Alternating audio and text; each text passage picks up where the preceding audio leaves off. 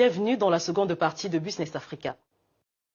Avec des régions à fort potentiel comme Nouna à l'ouest et Sakane au nord, le Burkina Faso est en passe de devenir un producteur de pétrole et d'uranium. Et bien que les recherches se poursuivent sur le terrain, le pays attire de plus en plus d'investisseurs malgré la menace terroriste qui plane actuellement. Rappelons que le pays dispose déjà de nombreuses ressources qui pourraient couvrir le vanadium, le titane, le fer ou de la kimberlite. Les détails dans cet élément de Cédric Siosolo et Nyacha Moutizoa. L'insécurité qui règne au Burkina Faso entrave la mise en valeur des ressources minières. Depuis 4 ans, le pays fait face à des attaques de plus en plus meurtrières et à des enlèvements. Le dernier en date, l'enlèvement et le meurtre d'un géologue canadien en janvier. Attribué au groupe djihadiste Ansarul Islam, ces attaques ont fait plus de 285 morts depuis 2015. Le ministère de la Sécurité a demandé récemment dans un communiqué aux sociétés minières de prendre des mesures sécuritaires anti-djihadistes. De son côté, l'État a décrété un état d'urgence dans 14 provinces sur 45 depuis le 1er janvier. Le secteur minier occupe une grande place dans l'économie du Burkina Faso. La production industrielle d'or, par exemple, est passée de 36 tonnes en 2015 à 40 tonnes en novembre 2017 pour plus de 400 sites d'orpaillage enregistrés, selon le ministère de tutelle.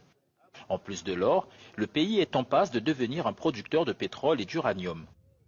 Même si elle reste à être confirmée, les récentes explorations effectuées au nord et à l'ouest sont prometteuses, selon le dernier Conseil des ministres de début février.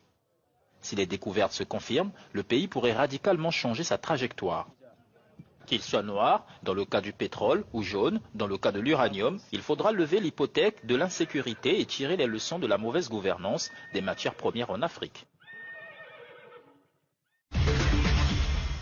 Nous en parlons avec Adama Barry, vice-président de la Chambre des mines du Burkina Faso, en ligne depuis Ouagadougou. Bonjour Monsieur Barry et bienvenue dans Business Africa. Bonjour Armel, merci de me recevoir sur votre plateau.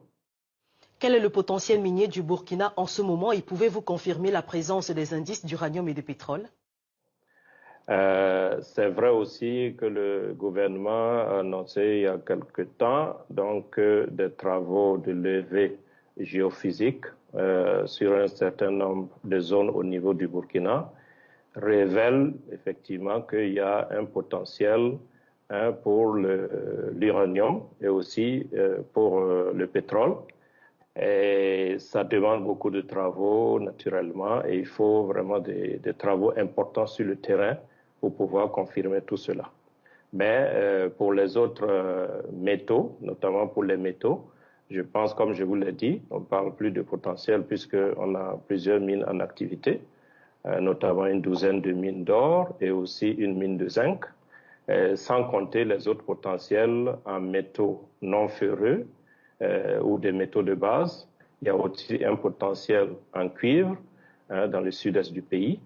Et au nord du pays, vous avez certainement entendu parler de manganèse, c'est-à-dire le manganèse de Tambao, qui est un des plus riches du monde, mais compte tenu de certaines difficultés, n'est pas encore en exploitation.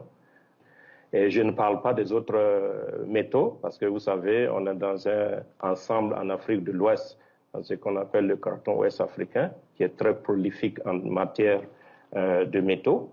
Et le Burkina seul a pratiquement 21% de ce type de roche-là, qui est commun à l'Afrique de l'Ouest. Monsieur Barry, quelles sont les conditions à remplir pour que le secteur minier soit un levier économique du pays? La mine elle-même, en matière d'emploi, actuellement c'est plus de 10 000 personnes qui sont employées de façon directe dans le secteur minier, je ne parle même pas des emplois indirects. Et de par sa contribution au niveau du trésor public, en 2017 on parle de 226 milliards de contribution au trésor public. L'autre aspect important, ce sont les effets induits que la mine peut apporter dans le pays. Parce que, vous savez, c'est une industrie à haute intensité capitalistique. Pour 100 millions de francs CFA investis, vous créez à peine un emploi. Comme on dit, vous avez besoin d'une licence sociale pour opérer. L'autre aspect, c'est, comme on appelle, le contenu local. L'autre aspect, c'est les revenus miniers. Nos États ont des besoins très importants, ce qui fait que souvent, ces revenus-là rentrent dans le fonctionnement à mon avis, on devrait faire une part belle aux investissements. Mais est-ce que l'insécurité n'est pas un réel défi pour l'exploitation des mines du Burkina? Si je vous disais que ce n'est pas un défi, vous ne me croiriez pas de toute façon. Mais ce que je peux vous dire, l'industrie minière, même, c'est une industrie à risque. Bon, c'est vrai que c'est des risques financiers, etc. Là, c'est malheureux parce que, bon, là, on parle de perte en vie humaine. Donc, on ne peut pas mettre ça, on ne peut pas comparer cela. Pour l'instant, ce que je peux vous dire, la situation est toujours, on peut toujours opérer, donc c'est toujours gérable. Mais ce qui est, je peux dire, un peu peut-être inquiétant, c'est que c'est l'avenir. L'avenir, c'est quoi? C'est la recherche.